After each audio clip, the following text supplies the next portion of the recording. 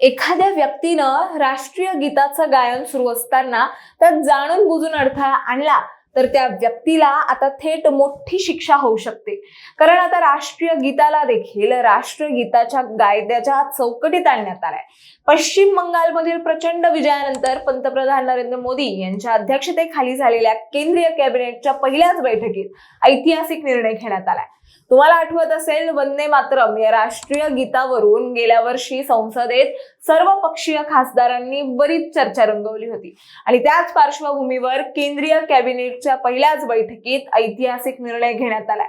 याबद्दलच आपण सविस्तर जाणून घेणार आहोत या व्हिडिओच्या माध्यमातून। दरम्यान चॅनलवर नवे आला असाल तर इकडे खाली दिसत असलेल्या सबस्क्राइब बटनवर लगेच क्लिक करा।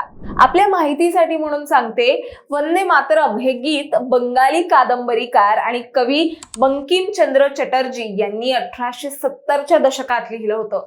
पुढे वंदे मातरम या गीताची रचना 7 नोव्हेंबर 1875 रोजी बंगदर्शन या साहित्यिक पत्रिकेत पहिल्यांदा प्रकाशित झाले। नंतर ती बंकिमचंद्र चटर्जी यांच्या 1882 साली प्रकाशित झालेल्या आनंद मठ या कादंबरीत समाविष्ट करण्यात आलं। पुढे रवींद्रनाथ टागोर यांनी 1896च्या कोलकाता काँग्रेस अधिवेशनात हे गीत प्रथमच गायलं होतं।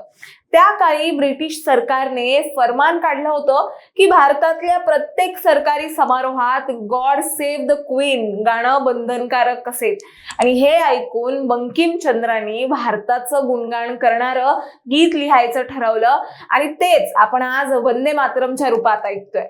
पुढे 1950 मध्ये संविधान सभेने या गीताला राष्ट्रीय गीत म्हणून दर्जा दिला, म्हणजे जनगण मन हे राष्ट्रगान झालं आणि वंदे मातरम हे राष्ट्रीय गीत म्हणून ओळखलं जाऊ लागलं। पण कायदेशीर संरक्षणाच्या बाबतीत आतापर्यंत ते मागेच राहिलं होतं। याच पार्श्वभूमीवर पश्चिम बंगाल विधानसभा निवडणूक 2026 मध्ये भाजपच्या ऐतिहासिक यशानंतर पंतप्रधान नरेंद्र मोदी यांच्या अध्यक्षतेखाली झालेल्या पहिल्याच कॅबिनेट बैठकीत सरकारने राष्ट्रीय गौरव अपमान निवारण अधिनियमता दुरुस्ती करण्याचा प्रस्ताव स्वीकारलाय।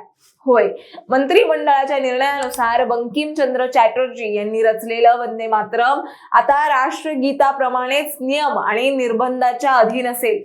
सध्याच्या कायद्यानुसार राष्ट्रीय ध्वज, संविधान आणि राष्ट्रगीताचा अपमान केल्यास तुरुंगवास, दंड किंवा दोन्ही शिक्षांची तरतूद आहे। प्रस्तावित बदलांनंतर वंदे मातरमला देखील हेच नियम आता लागू होतील आणि या गीताला 150 वर्ष पूर्ण होत आहेत आणि त्या पार्श्वभूमीवर केंद्र सरकारनं हा महत्त्वाचा निर्णय घेतला।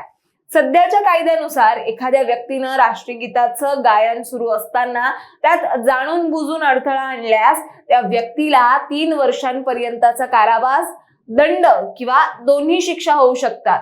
आता राष्ट्रीय गीताला देखील याच कायद्याच्या चौकटीत आणण्यात आलाय। याआधी 2005 मध्ये कायद्यात दुरुस्ती करण्यात आली होती। तिरंग्याचा अपमानास्पद वापर रोखण्यासाठी ही दुरुस्ती करण्यात आली होती। तुम्हाला आठवत असेल, वंदे मातरमला राष्ट्रगीताच्या बरोबरीचा दर्जा देण्याच्या मागणीनं गेल्या वर्षी जोर धरला होता। वंदे मातरम या गीताला 150 वर्ष पूर्ण झाल्याच्या निमित्तानं संसदेत एका विशेष चर्चेचं आयोजन करण्यात आलं होतं। त्यात सर्व पक्षीय खासदारांनी सहभाग घेतला होता। यानंतर 4 महिन्यांनी मोदी सरकारनं वंदे मातरमला राष्ट्रगीताच्या बरोबरीचा दर्जा देण्याचा निर्णय घेतला। पंतप्रधान नरेंद्र मोदी यांच्या अध्यक्षतेखालील केंद्रीय कॅबिनेटने घेतलेल्या या निर्णयाबद्दल तुम्हाला काय वाटतं हे आम्हाला कमेंटमध्ये नक्की सांगा आणि अशाच माहितीपूर्वक व्हिडिओ बघण्यासाठी लगेचच सबस्क्राइब करा प्राईम टाइम महाराष्ट्रला।